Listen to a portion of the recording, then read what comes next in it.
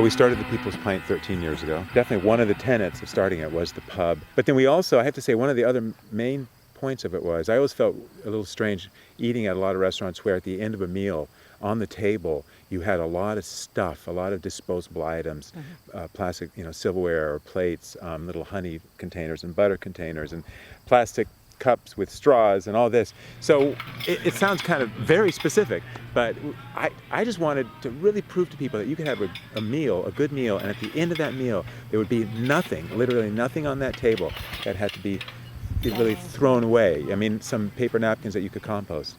Here we go, one of my favorite activities. My weekly dumping the various greens and stuff that comes off people's plates at the restaurants and making compost.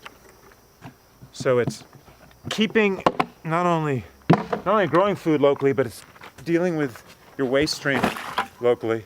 You also save money because you're not paying someone to come along and haul this stuff away. All right, onto the tractor. We use biofuel here, made from grease in Ashfield, not far from here.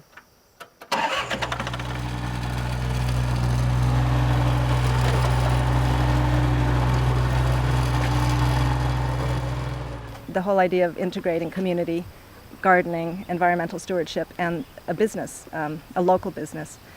For both of us, it's been incorporating our gardening love into providing at least some element of food to the restaurants. And the livestock, on my end, the chickens have been a big part of the waste stream cycle, both using up the scraps and also producing the eggs.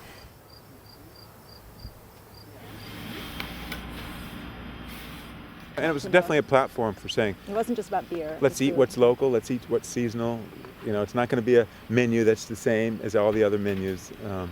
So it was a chance to promote certain foods, certain value systems. Let's be energy efficient as much as possible. Let's not throw away a lot of stuff when we're eating.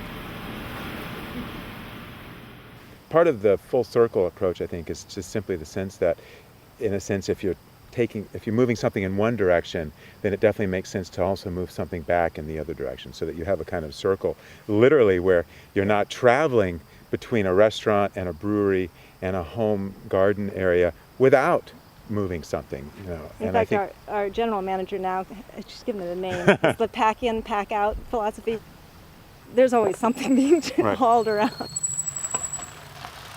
Well, and that's also why we're into the bicycles, because we feel like when it is just the human body that needs to be somewhere, why not take it there on a bike? If you're going to go in a car or a pickup, we have both of those, then, if you're going in a car, maybe you have a little bit more to take, or there's a couple of you going.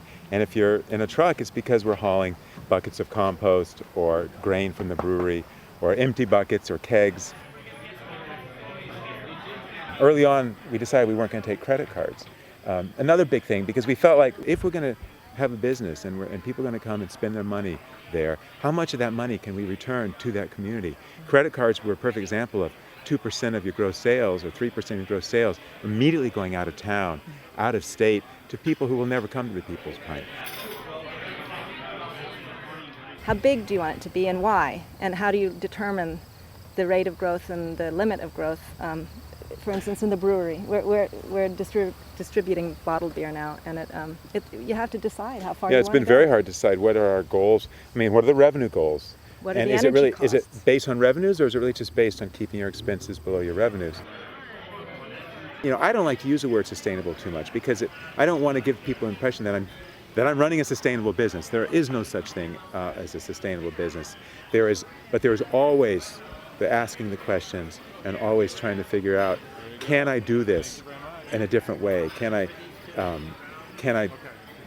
burn through fewer resources, or can I do more for my community as I do my business?